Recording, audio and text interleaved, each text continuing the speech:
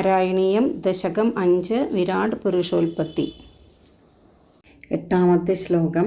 ശബ്ദാത് വ്യോമ ശബ്ദാദ്യോമ തതഃ സസർജിത വിഭോ സ്പർശം തതോ മാരുതം തസ്മാത് രൂപമതഃ മഹ അധ ച രസം തോയം ച ഗന്ധം മഹീം. ഏവം മാധവ പൂർവപൂർവകലനാത് ആദ്യാദ്യധർമാന്വിതം ഭൂതഗ്രാമമിമം ത്വമേവ ഭഗവൻ പ്രാകാശയസ്താമസാത്. ശബ്ദാത് വ്യോമ ശബ്ദത്തിൽ നിന്ന് ആകാശത്തെയും, തതഃ സ്പർശം ആകാശത്തിൽ നിന്ന് സ്പർശത്തെയും, അധഃ മാരുതം ആ സ്പർശത്തിൽ നിന്ന് വായുവിനെയും, തസ്മാത് രൂപം ആ വായുവിൽ നിന്ന് രൂപത്തെയും, തതഃ മഹഃ ഈ രൂപത്തിൽ നിന്ന് തേജസ്സിനെയും, അധ ച രസം പിന്നെ തേജസ്സിൽ നിന്ന് രസത്തെയും, തോയം ഗന്ധം മഹീം ച ജലം ഗന്ധം ഭൂമി എന്നിവയെയും, അതായത് രസത്തിൽ നിന്ന് ജലത്തെയും, ജലത്തിൽ നിന്ന് ഗന്ധത്തെയും, ഗന്ധത്തിൽ നിന്ന് ഭൂമിയെയും, വിഭോ സസർജിത സർവവ്യാപിൻ അങ്ങ് സൃഷ്ടിച്ചു. മാധവ ഏവം പൂർവപൂർവകലനാത് ആദ്യാദ്യധർമാന്വിതം. മാധവ ഇങ്ങനെ മുൻപുണ്ടായവയുടെ സംബന്ധം ഹേതുവായിട്ട് ആദ്യമാദ്യമുണ്ടായ ധർമ്മങ്ങളോടുകൂടിയ ഇമം ഭൂതഗ്രാമം ഈ ഭൂതസമൂഹത്തെ, ഭഗവൻ ത്വം ഏവ ഭഗവാനെ അവിടുന്ന് തന്നെ, താമസാത് പ്രകാശയഃ താമസാഹങ്കാരത്തിൽ നിന്ന് പ്രകാശിപ്പിച്ചു. പഞ്ചഭൂത സൃഷ്ടിയാണ് വിവരിക്കുന്നത്.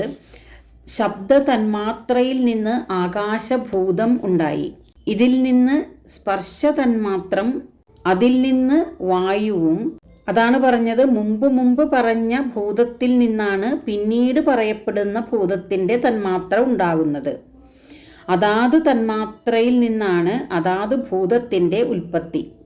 പൂർവപൂർവങ്ങളുടെ ഗുണം കൂടി പിന്നീട് പറയുന്നവയിൽ ചേർത്തിരിക്കുന്നു. അതുകൊണ്ട് ആകാശം എന്ന ഭൂതത്തിന് ആകാശത്തിൻ്റെ ഗുണം ശബ്ദമാണ്. ആ ശബ്ദത്തിൽ നിന്ന് ആകാശത്തിൻ്റെ ഗുണം ശബ്ദം, ശബ്ദത്തിൽ നിന്ന് ആകാശം, ശബ്ദം തന്മാത്ര, ആകാശം ഭൂതം.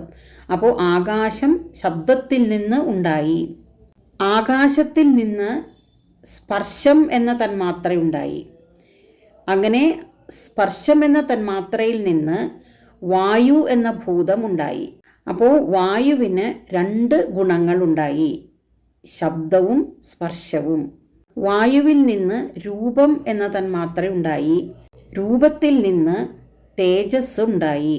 അപ്പോൾ അഗ്നിയുടെ ഗുണം ശബ്ദം സ്പർശം രൂപം എന്ന 3 ഗുണങ്ങളായി. തേജസ്സിൽ നിന്ന് രസം എന്ന തന്മാത്ര ഉണ്ടാകുന്നു, രസത്തിൽ നിന്ന് ജലം എന്ന ഭൂതമുണ്ടായി. അപ്പോൾ ജലത്തിന് പൂർവപൂർവങ്ങളുടെ ഗുണങ്ങൾ ആയ ശബ്ദവും സ്പർശം രൂപം രസം എന്ന 4 ഗുണങ്ങളുണ്ട്. ജലത്തിൽ നിന്ന് ഗന്ധം എന്ന തന്മാത്രയുണ്ടായി, അതിൽ നിന്ന് ഭൂമിയും ഉണ്ടായി. അപ്പോൾ ഭൂമിക്ക് 5 ഗുണങ്ങൾ, അതായത് ശബ്ദം സ്പർശം രൂപം രസം ഗന്ധം. ഇങ്ങനെ എല്ലാ സൃഷ്ടിയും ഈശ്വരേച്ഛയ്ക്ക് അധീനമാകിയാൽ ഭഗവാൻ പ്രകാശിപ്പിച്ചു എന്നാൽ സൂക്ഷ്മങ്ങളായിരുന്നവയെ സൃഷ്ടികാലത്തിങ്കൽ സ്ഥൂലങ്ങളാക്കി പ്രകാശിപ്പിച്ചു എന്നാണ് അർത്ഥം. ശബ്ദാദ്യോമ തത സസർജിത വിഭോ സ്പർശം തതോ മാരുതം തസ്മാദ്രൂപമതോ മഹോധ ചരസം തോയം ജഗന്ധം മഹീം.